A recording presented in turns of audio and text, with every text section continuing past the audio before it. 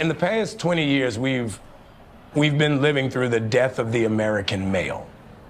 They have literally killed masculinity in our homes and our communities, for one reason or another. But I raised my boys to be young men. That American male masculinity is something I think is very important for boys, because now our little boys are afraid to fail, so they don't try. You know, honestly, that's very Captain America of him to say, because he's the captain, and captain typically is a male, and Captain America has always been a male. Now, he's a black male now, so that's a little different. But what I'm saying is he's still a male, even though he's a black male, right? It's very interesting because he works for Disney. Disney is very LGBTQ friendly, right? They're like on the side, from my understanding, they're on the side of the LGBTQ, right? And they're left leaning. So for him to say that and speak out like that, he's possibly jeopardizing his opportunities with Disney, being that he's in the Marvel series and he's a new Captain America. I think previously he was like the Falcon or the Hawk or something like that. But yeah, that's interesting. We can't. It's not in the shot, but he goes on to say, touring Europe, promoting this movie. He goes, it's very specific to America. He goes, I see these European men, and I'm like, what's up? You know, and he kind of, like, which it's so funny. Right. I give him credit. It wasn't that long ago he was all in hot water for promoting Captain America and saying something weird, I think, while he was in Europe about how Captain America doesn't represent America. My theory here is that those words were talking points from a publicist in Hollywood. Since then, we've changed regimes in this country. We've changed direction in this country. Well, that politics is downstream of culture. Culture's starting to change in this country. And I think this is what he truly feels coming out. And he lives in a world where you're told what to say and when to say it. Well, you're saying that you think he truly feels like that now because he's agreeing with you.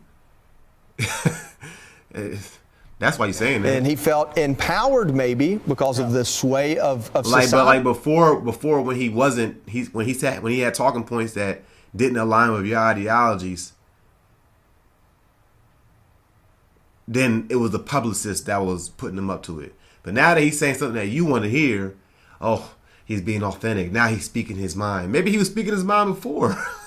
Now to say what he truly feels about a topic that 6 months ago would have gotten him a lot of heat from the left. Yeah, and he's got a good point. I mean, all of the institutions, whether it's government or schools, they're all working in concert trying to drive masculinity out of boys. But the truth is, and you can go anywhere in this country and see it, the boys are not getting the message. They're not getting the memo. You're not getting it from that Timothy Chalamet or whatever his name is. Chalamet. He wears dresses, right, and pearls, and it's okay. Be yourself, but at least balance it out with some Captain America stuff too. Yeah. Make both acceptable if you got to have one. At least calling it toxic. That's what they did. They called anything that was rough and tumble, anything that showed the armor. That is actually kind of crazy that a man wearing a dress, they want you to accept that. But then a man being super masculine, they want to call it toxic. It's like, how are you going to tell somebody to accept one way, but not the other way, when the other way is actually the norm? That's what I don't understand.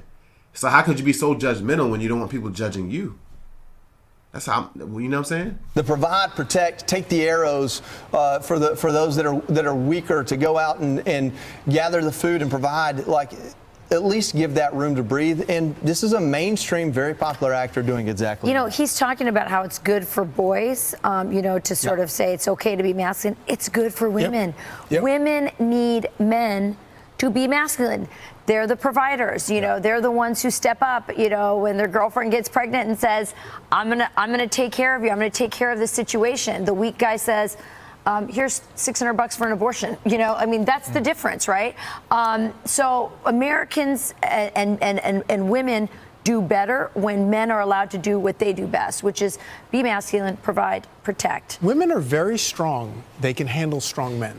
We know what Pete Hegseth, I think you know who he is. We know what he's trying to do at the Department of Defense. Maybe, you know how the Cash Patel's trying to get UFC. Maybe Pete Hegseth needs to go get Captain America to come do what Captain America originally did in the story. Get the troops in the right mentality. What's Cash doing with UFC? He's bringing it. Well, we can talk about that one day too. But he's bringing in the UFC to teach physical fitness and being able to. Oh, that's so smart. I love it.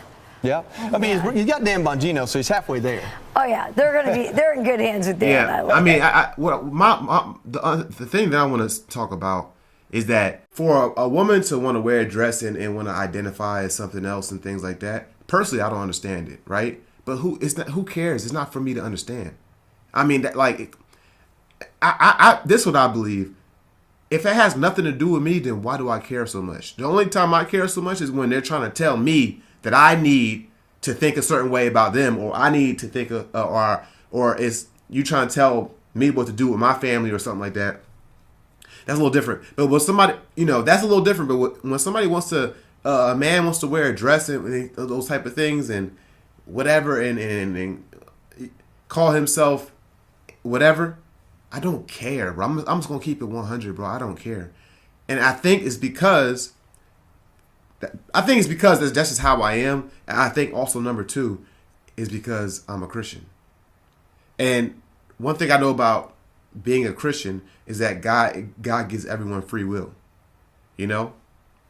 As a Christian, we have a certain type of way that we believe based on the Bible and based on the doctrine that a man is a man and a woman is a woman, and there's nothing that's going to make me change how I think about that. But I also know that God has given everyone free will. And I'm going to love people regardless of what they choose, because I shouldn't like not love somebody as a Christian because they don't agree with what I believe in the Bible.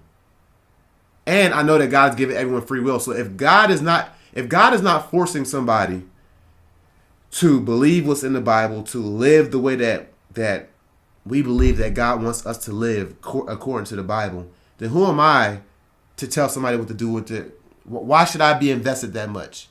Shouldn't that be between them and God? Now, if they come and ask me, is this wrong or right? I'm going to say it's wrong. Because that's what I believe, But I'm going to still love them, though. And it's okay for people to think differently about stuff. I still love them, you know what I'm saying? I still have love for them. And yeah.